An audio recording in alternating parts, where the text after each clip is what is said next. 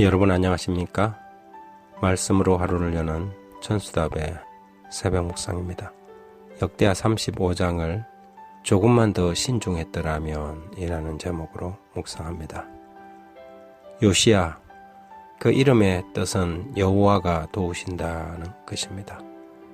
8살의 왕위에 올라 16세 사명을 깨닫고 개혁사업에 착수해 대대적인 개혁을 이끌었던 유다의 마지막 선한 왕이었습니다. 그러나 그의 죽음은 온 나라와 백성들, 선지자들에게도 큰 슬픔을 안겨주었지요.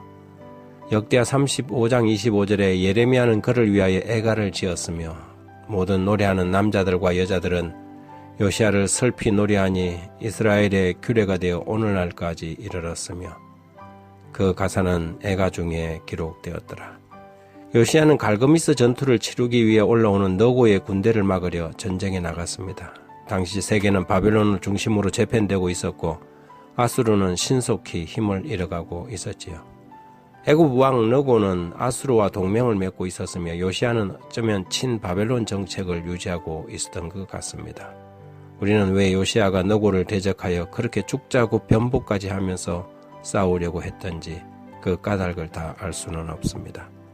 자신과 싸우려고 나온 유다 왕 요시야를 향해 러고가 전한 기별을 요시야는 한 번쯤 신중하게 생각해 보아야 했습니다. 35장 21절에 너고가 요시야에게 사신을 보내어 이르되 유다 왕이여 내가 그대와 무슨 관계가 있느냐? 내가 오늘 그대를 치려 하는 것이 아니요 나와 더불어 싸우는 족속을 치려는 것이라. 하나님이 나에게 명령하사 속히 하라 하셨은즉 하나님이 나와 함께 계시니 그대는 하나님을 거스르지 말라. 그대를 멸하실까 하노라 하니.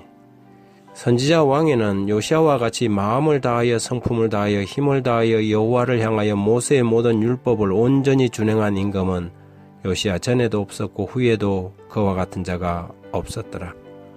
그러나 여호와께서 그 크게 타오르는 진노를 돌이키지 아니하였으니 이는 므낫세가 여호와를 경록케 한 그 모든 경로를 인함이라. 이렇게 기록되어 있습니다.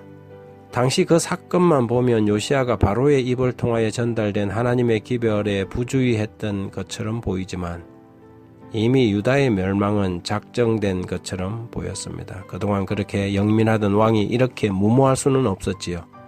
이스라엘은 평안한 때에 배우지 못한 공과를 이제 포로의 신세가 되어 배워야 했습니다. 요시야의 죽음은 유다의 멸망을 앞당길 것이 분명했지요. 갈대아 사람들의 막대기가 유다의 종아리와 허리를 마구 내리칠 것이었습니다. 하나님의 충실한 종이라도 때로는 원수의 입에서라도 나오는 하나님의 음성을 들을 필요가 있습니다. 그리스도인이라고 모든 것을 다 잘 아는 것은 아니지요. 하나님은 그분의 뜻을 때때로는 선지자들이 아닌 바로의 입을 통하여도 말씀하시기 때문입니다. 그때 요시야는 무모했습니다. 어떤 하나님의 허락도 없이 애굽을 막기 위해 그가 출전한 것입니다. 22절에 보여주듯이 이 경우는 하나님께서 너고를 통해 요시야에게 말씀하고 계셨다. 이때는 용기보다 신중함이 더 필요한 상황이었고 요시야가 너고의 말에서 하나님의 기별을 인식했더라면 자기가 더 현명한 사람임을 보여줄 수 있었을 것이었다. 재림교회 성경주석은 이렇게 기록하고 있습니다.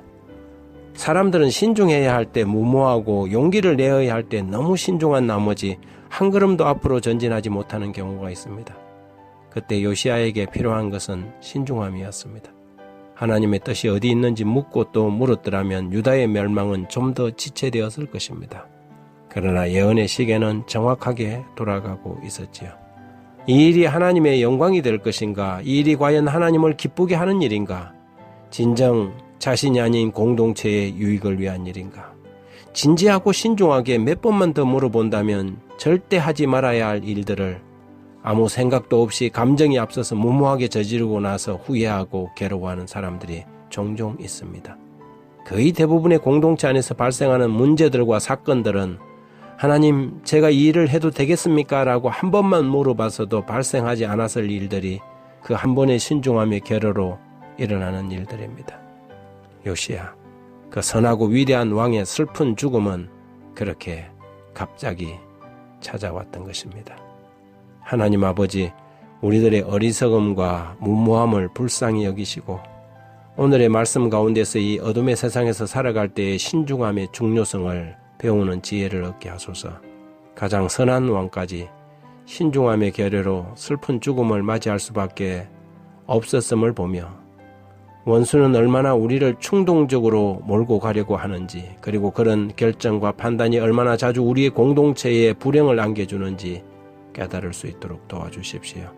주님, 우리로 하여금 사람의 판단이 아니라 하나님의 음성에 반응할 수 있는 믿음과 용기를 주시고 순간순간 주님께 물어 이 암초가 가득한 세상에서 안전하게 갈 수 있도록 우리를 도와주옵소서.